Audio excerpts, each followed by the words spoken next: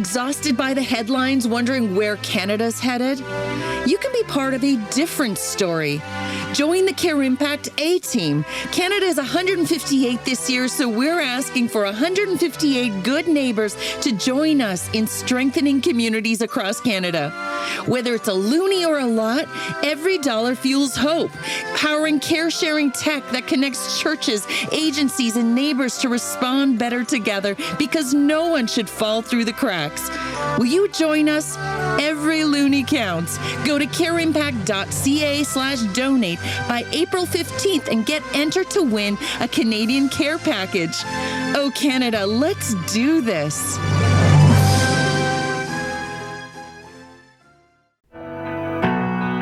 Yeah, I think he realized that this life wasn't for us to just live on our own, but it's to live with people. This hope that we have is not in the pain and the sadness in this world, but the hope is in the joy and what's to come. I think he was able to have some hope in friendship at the end. Yeah, if anything, he was someone that came and taught us beautiful, beautiful lessons. What if presence is the most powerful form of courage? What if we've mistaken compassion for solutions when what we really need is solidarity? Maybe loving well starts with courage to simply stay. This is Journey with Care, a podcast by CareImpact, where curious Canadians find inspiration to love others well through real-life stories and honest conversations. It was about 25 years ago. I used to lead worship at our church's ministry center, right in the heart of our city here, in the toughest part of our city. There's a lot of visible struggle there: addiction, homelessness, and deep poverty. I told myself that being on stage and leading worship, I was doing my part to serve the community. And to a degree, I was. But I also stayed in a place that felt safe. I stayed on the stage. In the room, people were handing out soup and sandwiches at the tables while prayers and worship filled the room. But it took me a long time to make the move from stage to the table. When I finally sat down with those who came for a meal, everything shifted. I heard stories that were raw and real, about family, about loss, and about hope. I even met a guy who was a far better musician than I'll ever be, and probably should have been the one on the stage. What struck me was that I began to see them not by where they were, but by who they were. Our guest today, Emily, lives in that space of presence. She does naturally what took me years and some uncomfortable steps to lean into. Because it isn't about having the right words or the right solutions. Sometimes the greatest courage is just choosing to sit at the table. So today's guest is Emily Dmytriw, the community outreach pastor at Anchor Pointe Church here in Winnipeg, and the heart behind the Fort Garry Collective. She's not just a leader in community development. She's someone who deeply embodies finding those connections where others might pass by. But what struck me most is the way she talks about friendship with warmth, with grief, and with the kind of hope that costs something. All right, I'm going to hand it over to you, Wendi, to get this conversation underway. I would love to. With me here in studio, we have Emily Dmytriw, and it's so good to have you here. Emily is somebody that is near and dear to my heart. I attend her church. She's a community outreach director at Anchor Pointe Church. And before I get started, we're talking about the courage to stay, how to be present in the midst of suffering. And you immediately came to mind about being present with others. And to get us started, I'd love to ask you this question. Can you share a moment recently when someone's presence made a real difference to you? I got married 7 months ago, and I didn't realize how much presence with someone, actually walking with someone and living with someone was so huge and amazing and such a blessing. It's probably been one of the things I've loved the most is just being present with my husband, being able to walk through life with him as a partner, as an equal, and talking about things and processing things. And then even we call it together alone time, when you're both just sitting there, you don't need to talk. You're either reading or you're both just there in silence. And it's very powerful. It's very impactful. Just knowing that there's somebody else there who knows you, who knows your needs and how they're met and can just sit there with you. That's been a beautiful, beautiful experience for myself. And then I was also thinking about a while ago. I had to go run some errands and go talk to knock on some doors with some government officials. And I went to 3 different places. And I took a friend along with myself, one of my dear friends. And it was just having that person with you who could stand in line with you, who probably didn't know what was going on, but was just willing to be there with myself and to like encourage me as I was feeling a little bit like, wow, I'm going to now the 3rd place that I didn't expect to go to. And then just a car ride of just talking and them being full of joy and talking about something other than I was dealing with was a really big blessing. And so that was like presence that I didn't know I needed until it was met. And it was very impactful. I love that, Emily. And you are out in the community being present with others. And we're going to get into your stories a little bit coming up here. But to understand what other people mean to you, as caregivers, often we can be the ones outputting our presence and being in those places. And we can be professional caregivers. And yet you learning to receive and to be radically present with others and them with you in a reciprocal way is very powerful, because as caregivers with a heart of compassion, you also need the presence of others as well, right? Yeah. So I meet with a group of girls on Wednesday nights, and we talk, we commune, we read the Bible together. It's wonderful. And I was talking with them, and then one of them, and we were just checking in with each other, as you do. And then one of them was like, whoa, Emily, you probably don't get asked how you're doing because you're always asking. And then it's like, it's interesting when people say, how are you doing? You're like, oh, I'm good, right? Because you're used to being the one that's asking. And then, like you said, when you get asked, it's like you kind of get taken aback and you're like, well, I'm good. Like, I'm always good. And so that's cool to have that and to also think about it and be like, yeah, so you need those people. And I often get uncomfortable when people ask me how I'm doing because I always like to ask. That was also very meaningful. Well, I think your vulnerability invites other people's vulnerability so that it's not just a one-way street. It requires a really secure attachment, a sense of belonging to be able to receive other people's help. But I think that's something that we need to learn as we care for others, to receive it in equal amounts is so important. So, Emily, I know you're very involved in Winnipeg, in the Fort Garry area, where the church is located, and the church is very community-minded, really wanting to invest in community relationships. And you are the heart and the mind behind the Fort Garry Collective, and you've taken on that initiative to help the community flourish. Can you tell me a little bit about your journey into forming the Fort Garry Collective? Yeah, this was a journey that started years ago that I didn't even know this was probably on the path that it was taking me.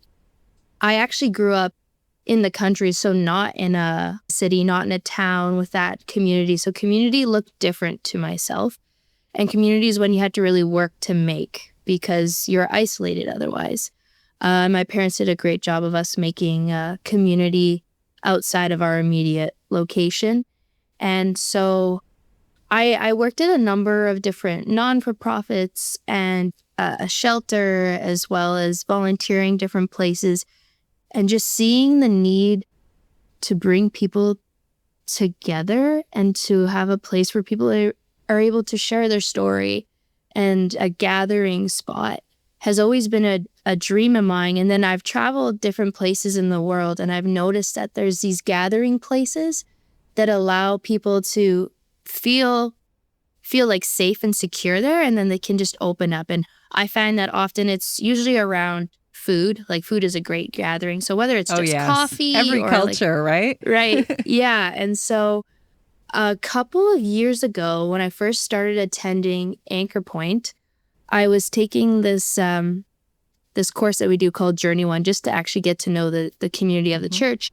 And I went up to Donovan and I was like, wouldn't it be cool if we had like a greenhouse, art studio, cafe, therapy center? That was just been a dream of mine. I've known how greenhouses, like just green life around you and plants, are super important. And so I just had this dream for a long time. And I told Donovan that. And Donovan, he's always like gung-ho about all this stuff. And so he was like, oh yeah, that'd be super cool. And he's like, that's kind of been a dream of mine too. And then I was currently working at a different place. I was working at a women's shelter as well as working at a school at the time. And then probably a year after that, Donovan approached me and asked if I wanted to come on board and work as the community outreach director at Anchor Pointe with the hope of starting a charity called Fort Garry Collective in the community of Fort Garry. And I immediately said yes. And I was like, that would be my dream job. And so that's where the journey began. Well, and I've loved seeing you build that role as you've invested yourself into the Anchor Pointe Church community and in the Fort Garry area. You're continuously building relationships within the community at all different levels, bringing different sectors together and just painting this bigger picture than just the church to saying, what if we work together? And that's being radically present in community. And along the way, you inevitably build a lot of relationships with people in the community that some might pass by on the other side of the road. Some might say, you know what, that's not really my thing. And yet you have a warmth and ability to be present with these people, not only be present, but bring inclusion into the community. And can you tell me a little bit about what that's been like? And particularly, I was touched by your interaction and your story unfolding with Wayne. Mm-hmm. Can you tell me a little bit more about that? Yeah, I'd love to. I have always realized that I felt more comfortable outside the church and talking with people than inside the church. And it wasn't anything to do with the people in the church. I loved being out, and there's not a pressure to be right away in their face trying to evangelize them, in a sense. That's a kind of a crass way to put it, and I don't think the church really does that, but maybe that was just how I had kind of assumed things. But whereas when you're not in a church and you're out in creation, in the community, you're able to start relationships and friendships without maybe the pressure of something else right away. And I found that I loved talking with individuals just about their life and getting to know them and being able to build that relationship outside of maybe the church without having that pressure. And we have a lot of people that just walk in, which is beautiful as well, just walking off the streets just because they see the lights are on or the doors are open or they want to charge their phone or they're looking for coffee. Yeah, that's how I actually met my friend Wayne. Was one day I was driving. Yeah. Can I just ask you a question? I want to get into Wayne's story, but something you've been describing has caught my attention here. Talk to the listener, to the average individual that may be hearing this story for the first time and saying they're walking down the street, approaching that person at the bus shelter, the person in the tent city, or the person doing life on the park bench outside your church, just needing that cup of coffee. They're not feeling that inclination. They're not feeling that warm and fuzzy. There may be a sense of should. I see them, but I'm scared, or I don't know what to do, or I'm not naturally like Emily. I'm going to hide in your shadows. Talk to that individual. How can you ease their discomfort if they're standing right beside you with Wayne right now? Yeah. A smile and body language goes a long way. So if you're walking up to an individual that maybe honestly makes you uncomfortable, and that's fair, you got to know like safety and have wisdom. But if you are like back towards them, not even willing to engage, that already speaks volumes. But if you're like turned toward them, smiling, and if you catch their eye, sometimes people just want to be left alone, and that's fair. Mm-hmm. But if they're like, you catch their eye and you're smiling and you ask them how they're doing and you genuinely care how they're doing, not just like the polite, oh, how are you? But like you actually care and you're willing to listen, that goes a long way. You can ask the questions, you can be willing, and sometimes the other person isn't, and that's okay. But to already be willing to listen and to be present for however long you have speaks volumes. It speaks volumes. And it's very easy to look at individuals and not feel that warm and fuzzy, like you said, when you're when you're only focused on yourself and your maybe discomfort, or I don't know how to interact, or all these like questions of like, ooh, is it going to be helpful? And to maybe just stop thinking about yourself for that little bit and to actually just think about the other individual is really big. Thank you for sharing that. And I think what I've appreciated observing you and how you have just so naturally brought people into community is that there's not this sense of, I need to fix people or solve their situation. You want to respond and you're responsive, but there's this kinship, this family, this you and me, we're human together, just journeying life in that presence. It really brings us into this story with Wayne and how, tell us a little bit of how you first met Wayne and how that unfolded. Yeah, Wayne was at a street corner as I was driving by, and I had just missed talking with him. So I'd actually just yelled at him to come meet me at the church. And I wasn't sure if he heard me, and I didn't want to sound rude. I was like, wow, I feel bad. I just yelled at him. But half an hour later, there he was in our church entrance. And that evening, we were having a soup and buns evening for just prayer room or anyone in the community who wants to come in. So he joined us for a meal, which was amazing. And I was able to talk with him. And it was a first short interaction. It was very much just like, yeah, like you said, Wendi, not seeing an individual for their problem or being a project, but for seeing them for who they are and that they're a person like all of us. And so that evening I got to know Wayne and just hear a little bit of his story.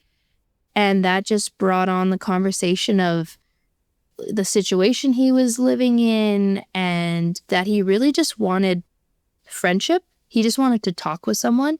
And so I invited him back in a couple of days to come and talk. And the invitation's out there and you never know if people are going to take it. But he took it and he came. And that started a beautiful time of Wayne and myself just, honestly, it was him talking and just sharing his life story.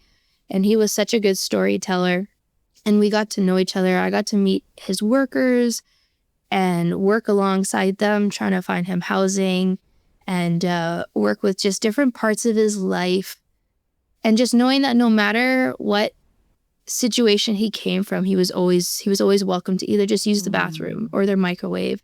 And then individuals in the church community started recognizing him, which just warmed my heart so much. And they would invite him in, or they would see him like somewhere, because sometimes I wouldn't see him for a while. And then I would get a text from someone saying, I just saw Wayne in this part of the city.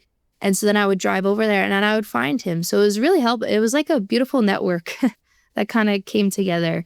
So that's how Wayne and I got to know each other and got to become friends and walk alongside each other.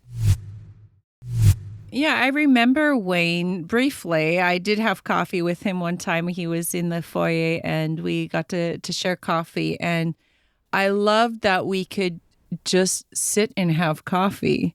But I don't think it would have happened just randomly had you not reached out. And I know sometimes that it is unconventional. You're like, oh, should I have yelled at him? Or like, hey, come to the church.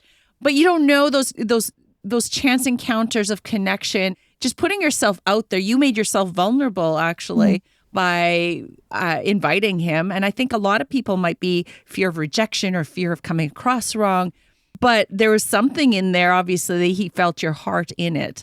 You weren't like, get over to the church. You know, you were like, you're welcome. That sense of belonging, your body language and your tone was calling him in to community. And isn't that what we all long for? It's not just Wayne out there. Aren't we all longing for that come, that invitation? Isn't that what Jesus does when he invites us? Come.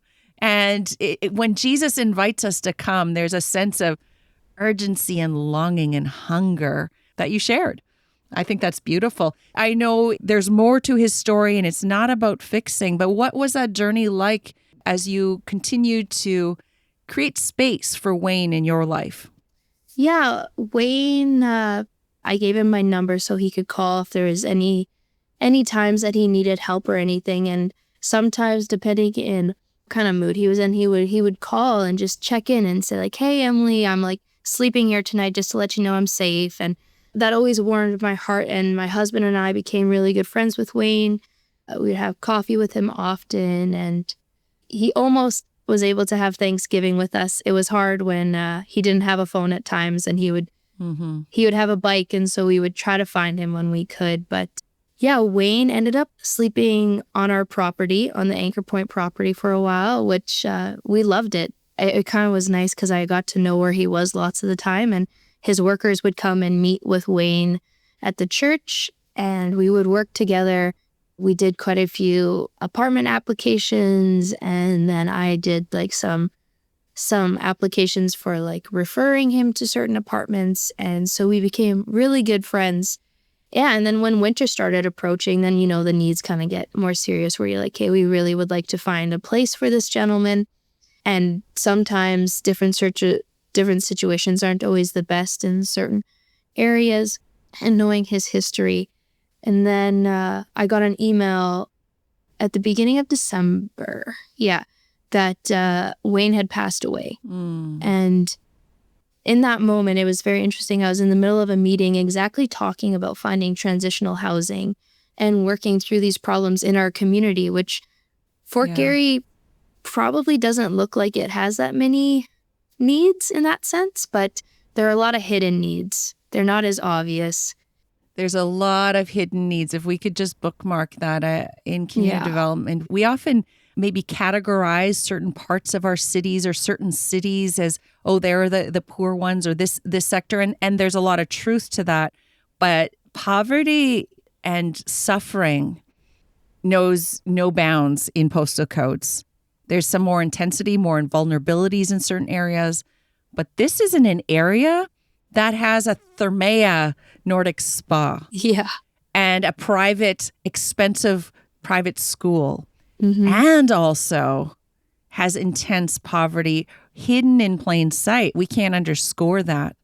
I'm curious, though, in that moment when you got that email, you've said it, Wayne is your friend. He's become part of the community. And you were part of his journey of finding housing. And then this happened where he passed away. What did that do for you? What was going through your mind and your heart, your soul in that moment when you've really loved on this person in the community and it came to this tragic news? Initially, my heart dropped, when you feel it in your stomach. And the sadness of losing someone you care about and you were hoping for a better future for them. You had this hope and this anticipation of finding a place and, continuing to have this friendship. And when you talk, you're like, oh, next Thanksgiving and all these things. And then to find out that it's suddenly all over, it's a big shock. I don't ever want to become numb to those because there's been other times I've lost individuals in my life that I've been walking with, especially through addictions. And you don't ever want to become numb to that and just be like, okay, well, there's another one. But there was also this sense of like, oh, he's no longer suffering on the streets. He's no longer in the cold. But it doesn't ever outweigh the sadness of losing a friend and of realizing he's gone. But it also kind of just was soothing that it was exactly that meeting talking about transitional housing that we had this email, because it was just like, it reminded me why we were fighting for what we were and why we want to keep working towards community and the health of a community and the places of gathering that allow people to feel loved. And so it wasn't a defeat. It was like okay, this is why we're doing it. This is why we're doing it. So to all those listening to your journey, would you tell them it was worth it? Even if you would have known the tragic end or the short journey that you had with him, those moments, those fleeting moments now, but at a crucial time in his life, was it worth it? That was a question I think I had to ask myself quite a bit, especially right after it happened. And probably years past when I have lost individuals I've worked with, you almost kind of say it's not worth it and you can get bitter and hard. but that's not a lifestyle I want to live, and one that actually provides life and joy. And so in that moment, you're like, it's actually so worth it all. It's actually worth it all. Well, in Isaiah 58:10 says, if you spend yourself in behalf of the hungry and satisfy the needs of the oppressed. It doesn't say if you fix and solve their solution if you're their savior. If you spend yourself in behalf of them, then your light will rise in the darkness. There's a light that comes in those spaces that defies darkness, even that this world cannot overshadow. The light within you, Emily, and I've seen it. I can testify that it radiates in those places, and you keep going back. You keep going back into the lives of others and inviting other people to journey alongside some really difficult situations. The verse finishes, and your night will become like the noonday. Isn't that what our world needs a lot more? I just wonder, back to our whole series, The Cost of Indifference. What would it have looked like? What would it have cost us? What would it have cost Wayne in his last days, knowing he had belonging, he had friendship with you and others that you introduced him to? What would that have cost him and our church community if we would have just said we were indifferent to him and just kept going on without him? Oh, like he actually gave me so much. It wasn't even like me just pouring. It was actually him pouring into me so much as well, as a friend and as a storyteller, and his memories, those times of laughter and joy with him, like those I will never lose. Those I won't lose. And he taught me so many lessons. And I think individuals around him lessons, and to see how he helped those in need as well, and was so willing. The amount of times he would come and he would bring food to the church to give to people, I was like blown away. Yeah, I think he realized that this life wasn't for us to just live on our own, but it's to live with people. This hope that we have is not in the pain and the sadness in this world, but the hope is in the joy and what's to come. I think he was able to have some hope in friendship at the end. Yeah, if anything, he was someone that came and taught us beautiful, beautiful lessons. That is the beautiful thing in this upside down kingdom that God invites us into. It's not a should care for the poor, the oppressed, those going through suffering, but God is close to the brokenhearted. Matthew 25, when did you see me hungry or in prison? All these places that we wouldn't want to naturally go. We might not be as inclined as you are, Emily, to say, hey, I want to get to know them. But that's where God is. And sometimes we're looking for God in the wrong places. Yes, we can find him in worship and together as a church, but there's a depth to understanding God when we can journey with others, that it's not just about caring for. We should care for and have acts of mercy and justice. But God is in those places, and you'll never be the same, I'm sure, Emily. The church has been impacted and has been edified, and we are so grateful for that time that we could have with Wayne. Thank you for bringing that to light. So, Emily, you and I can look all around us. Our listeners can look all around ourselves and see a lot of opportunities and a lot of overwhelm, actually, of the crises around us. You just look at the news, you look on the street, and then not to mention, we also said there's so much hidden, actually, more hidden than what is apparent. There's a lot of suffering in our society. And how do you engage meaningfully without overwhelming yourself in all the needs and like flurrying around, we've got to do something, and burning yourself out in the process? Are there some practical ways that you could suggest that we can engage without that overwhelm, seeing that one person in front of us? To be honest with you, Wendi, I don't have any social media, and I don't ever look at the news because I know of the overwhelm. Mm-hmm. And yeah, you look around you and it can be really easy to get disheartened, especially driving down certain streets in the city, and even just kind of listening to the way that some areas of our community are going. But you had mentioned this before, and I want to just echo what you said, that we aren't the savior. We aren't the ones that are meant to swoop in and save the day and have all the answers. That's been a big learning for myself. Something I've learned a lot is that we don't have all the answers, and that we actually can't have all the answers, because otherwise you kind of take that away from individuals who need to learn and grow themselves. And the community has a lot of resources.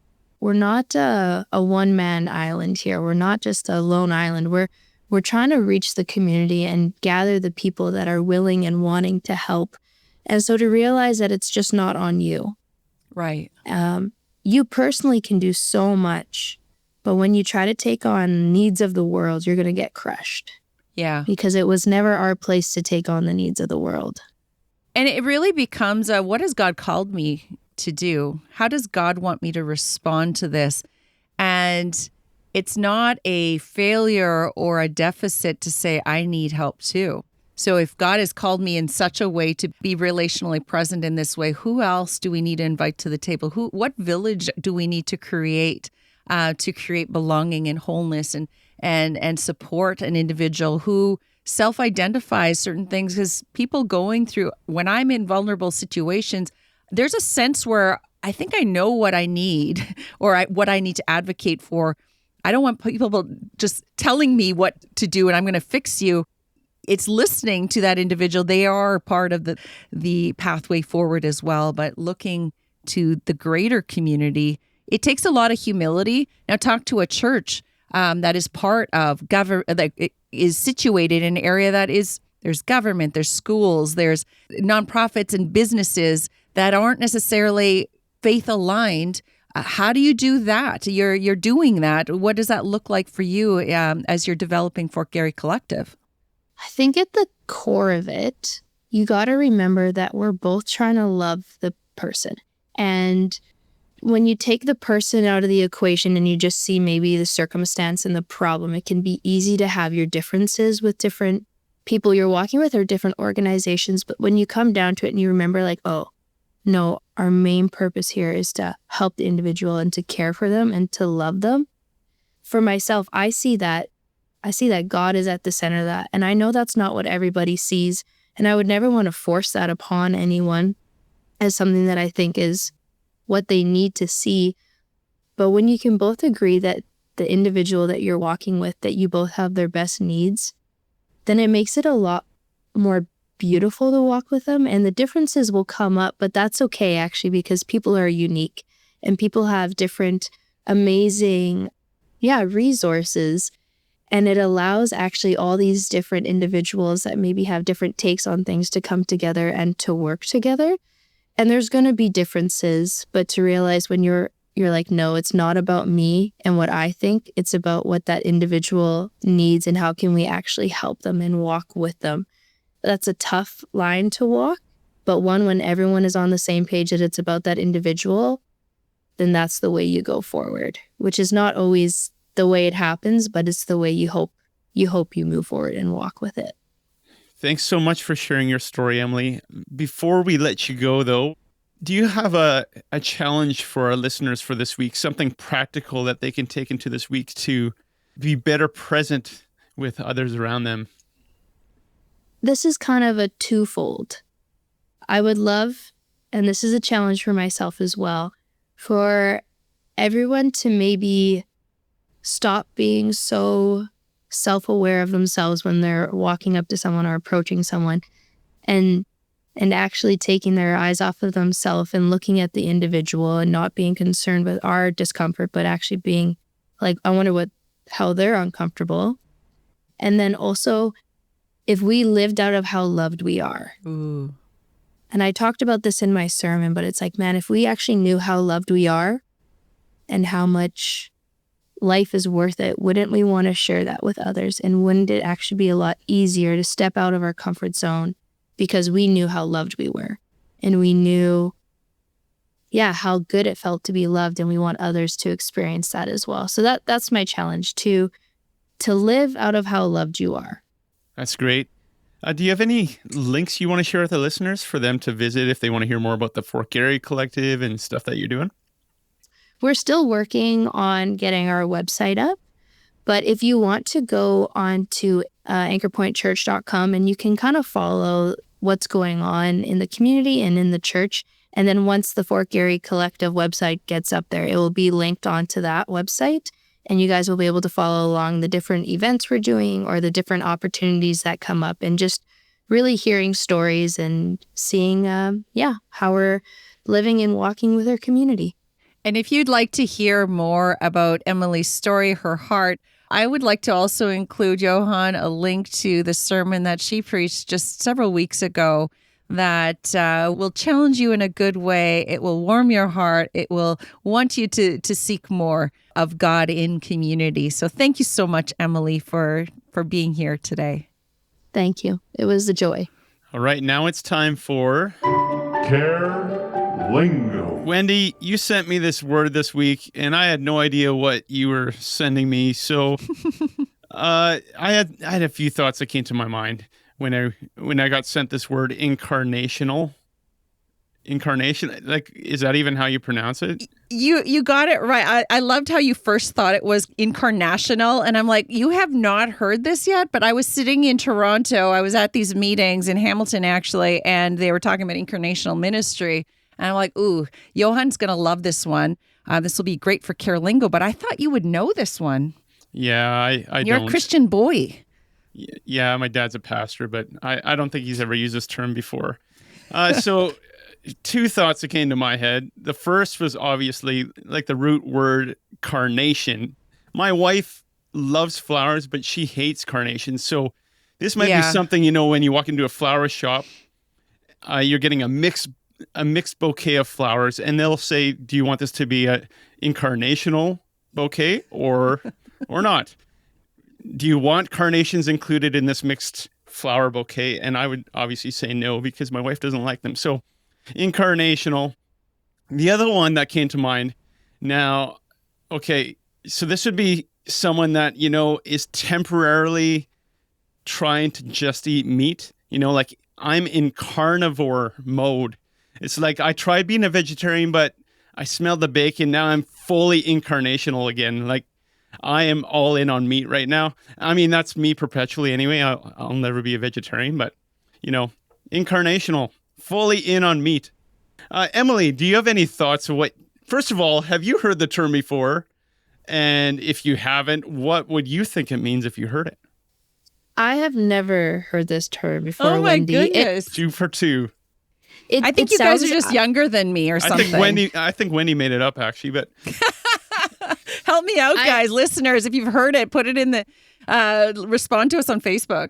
Oh man, incarnational. It sounds like it has, and maybe this is just me because my mind always goes to plants as well there, Johan, but I just think of plants and in nature, incarnational. But I don't know. That's just where my thoughts go. It sounds like a beautiful word, but it sounds like a beautiful made up word. Yeah. What's your made up word mean, Wendi? It is not a made up word. It's in community development, Christian ministries, when it's around incarne, like in the Latin word in flesh. So God moved into the neighborhood, kind of idea of what does it look like to embody Christian values and ministry in community with people. That is incarnational ministry. I didn't realize it was so weird, but you put me in a group of geeks like me. It's just vernacular. And there you go, incarnational. It's like being in presence. It's being present in community, doing ministry, living out ministry with others in a very community way. Okay, that sounds a little bit more familiar. I've used the term incarnate, but not incarnational or incarnational. I already forgot how to pronounce it. Well, there you have it, incarnational. Even if it's made up, we are all educated on new words made by Wendi, but probably not. Yeah. All right, until next time, remember to stay curious.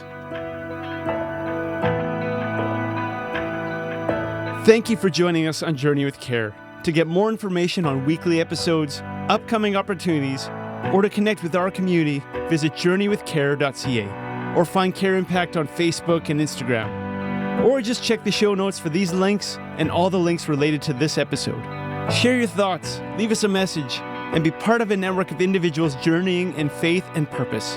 Together, let's discover how we can make a meaningful impact.